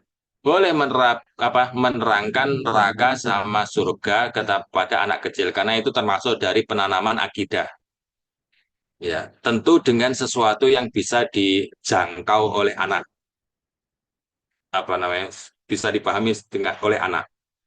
Maksud anak yang nggak boleh dijelaskan itu bukan surga dan nerakanya ketika masih anak kecil, tapi konsep yang lebih detail dari surga dan neraka.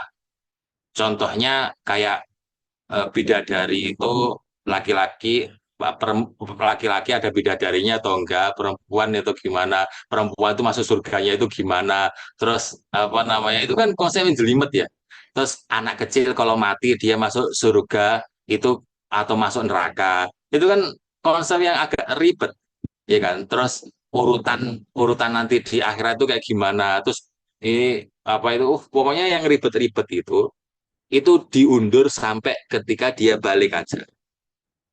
Ketika anak belum balik, itu dikenalkan konsep surga dan neraka, ya kan? Cukup untuk mencapai target di mana anak itu takut masuk neraka dan pengen masuk surga. Oh, kalau udah nyampe target itu, tek kita berhenti. Udah jangan melebar kemana-mana.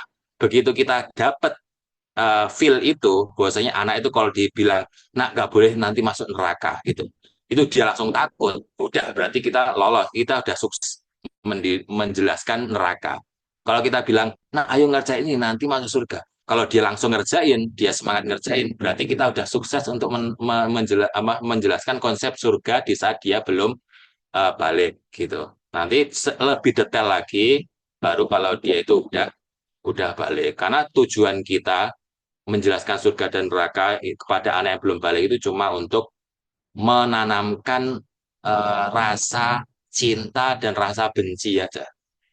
Benci ke neraka, benci ke setan, cinta ke cinta masuk surga, pengen masuk surga, ya cinta Allah, cinta Rasulullah, cinta para sahabat, cinta ulama-ulama, pejuang-pejuang dan sebagainya. Itu aja. Jadi yang ingin kita tanamkan itu detail-detailnya, khilaf-khilafnya itu nanti waspada balik aja. Gitu. Syukran. Baik, itu ya. Ada lagi yang mau ditanyakan mungkin di kolom chat sudah ada lagi. Kalau tidak ada, saya Ustaz. Ini pengalaman pribadi yang mungkin Ustaz ya. Ketika anak-anak itu bertanya itu ya waktu itu kan masih anak-anak saya itu masih kecil ya. Ya masih kecil sih sekarang ya. Pertanyaannya itu kadang itu di luar nalar saya sebagai seorang ibu gitu kan ya saya. Jadi padahal sudah dijelaskannya itu seminimal mungkin gitu kadang, tapi daya ingin tahunya itu kan tinggi gitu kan ya. Jadi kadang ngejar gitu. Ini gimana sampai saya sendiri itu nggak bisa jawab Ustaz Nina. Itu kayak gimana Ustaz? Anaknya kayak gitu.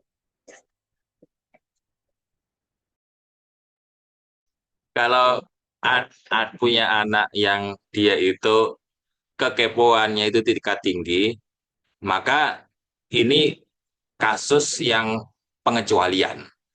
Kan yang kita jelaskan dari tadi itu kasus yang secara umum. Maksudnya anak secara umum itu biasanya nggak terlalu kepo. Dia nggak mau yang ribet-ribet. Kayak misalnya anak kecil. Tapi ada beberapa anak emang sejak kecil itu dia punya kebiasaan yang dia nggak wajar. Contohnya kayak gitu. Dia itu udah tanya, dijawab, minta lebih detail lagi. Ditanya, minta lebih detail lagi. Tanya, maka kalau dia itu punya kebiasaan kayak gitu, ya udah diladeni aja. Karena memang dia diciptakan Allah memiliki kelebihan itu. Kelebihan dia itu nggak cukup dijelaskan sesuatu yang detail sejak dia kecil. Kita harus memanfaatkan kelebihan ini untuk diarahkan yang kebaikan. Jangan sampai dia itu punya kelebihan ini, ya kan?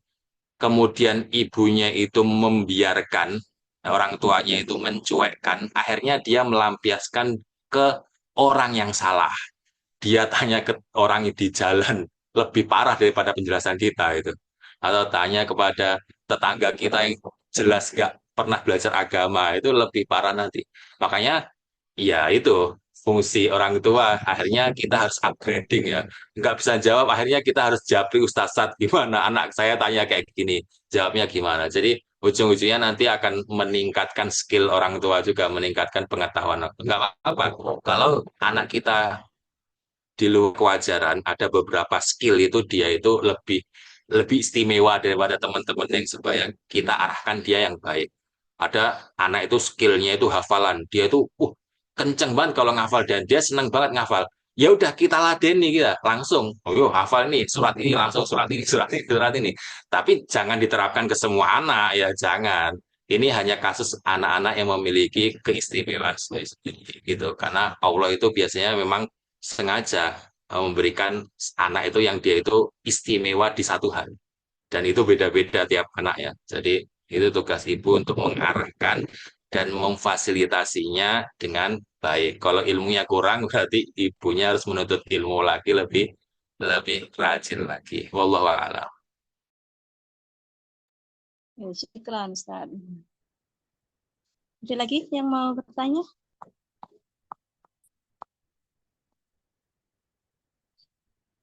Oh, ini ada yang mengangkat tangan ya. Silahkan dibuka mic-nya. Bu Mary Azmi. Ada?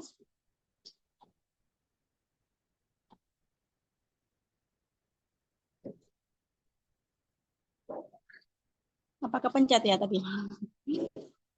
Bu Mary Azmi.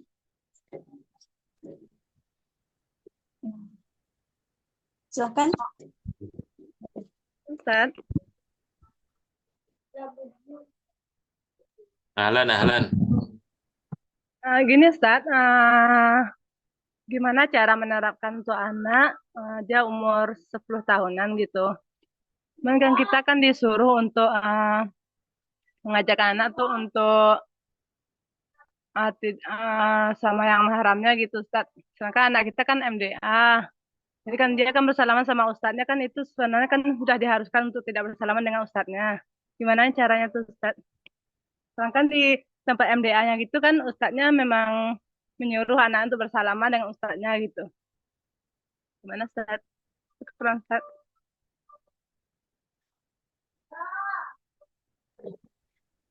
Nah, kalau 10 tahun ini dia udah balik atau belum dia? Belum Ustaz. Kalau belum ya masih agak longgar. Jadi ya udah terlanjur masuk apa program itu kan, dan di dalam program itu dia nggak apa namanya nggak sesuai dengan cara pendidikan kita, ya udah nggak apa. Tapi mungkin kita batasi, mungkin kepada ustadz saja boleh, tapi sama temen jangan. Tapi kalau sama ustadz aja nggak apa-apa. Gitu. Kalau dia masih belum balik ya, kalau belum balik, karena ya dia kan belum dosa juga kalau misalnya sama bukan mahramnya. dan nggak ada opsi juga untuk tidak menjauhikannya. Maka kita batasi aja di itu aja. Misalnya kepada guru itu nggak apa, salaman pada guru nggak apa, tapi sama teman, sama tetangga, sama ini nggak boleh ya gitu. Jadi gitu. Wallahu a'lam. Ustaz.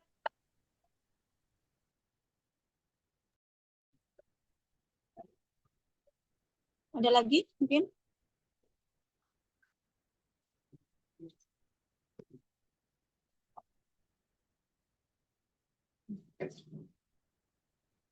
Kalau tidak ada, mungkin kita cukupkan di Ustaz. Nanti setelah minta tolong Ustaz untuk sekalian doa.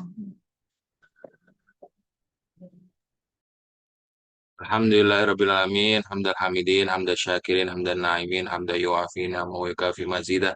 Ya Rabbana lakal hamdu kama yanbaghi li jalali wajhikal karim wa azimi sultanik. Allahumma sholli wa sallim wa barik wa zid wa anim ala rasulina wa habibina Muhammad wa ala alihi wa ali baitihi wa ashabihi wa azwajihi wa man tabi'ahum bi ihsanin ila yaumiddin. Allahumma fir lana dunubana wa liwalidayna warhamhuma kama rabbawna shighara. ولجميع المسلمين والمسلمات والمؤمنين والمؤمنات الأحياء منهم والأموات اللهم إنا نسألك الهدى والتقى والعفاف والغنى اللهم إنا نسألك الفردوس الأعلى من الجنة ونعوذ بك من سخطك وعذابك والنار اللهم فقهنا في الدين وعلمنا التأويل اللهم فقه أولادنا في الدين وعلمهم التأويل اللهم فقه أسرتنا في الدين وعلمهم التأويل اللهم فقه تلميذنا تلاميذتنا تلميذاتنا في الدين وعلمهم التأويل اللهم فقه مجتمعنا في الدين وعلمهم التأويل يا أرحم الراحمين اللهم أنجي إخواننا المستضعفين في فلسطين اللهم أنجي إخواننا المستضعفين في السودان اللهم أنجي إخواننا المستضعفين في كل مكان اللهم انصرهم على عدوك وعدوهم اللهم عليك بدولة اليهود اللهم عليك بجيوشهم أجمعين اللهم عليك بمن عاونهم أجمعين يا قوي يا عزيز ربنا آتنا في الدنيا حسنة وفي الآخرة حسنة وقنا عذاب النار سبحان ربك رب العزة عما يصفون وسلام على المرسلين والحمد لله رب العالمين. Jazakumullah khairan Ustadz yang telah menyampaikan materi pada kajian pagi hari ini. Semoga kami yang menjadi peserta kajian bisa menerapkan dalam kehidupan kami. Kita tutup majelis kita dengan bacaan alhamdulillah.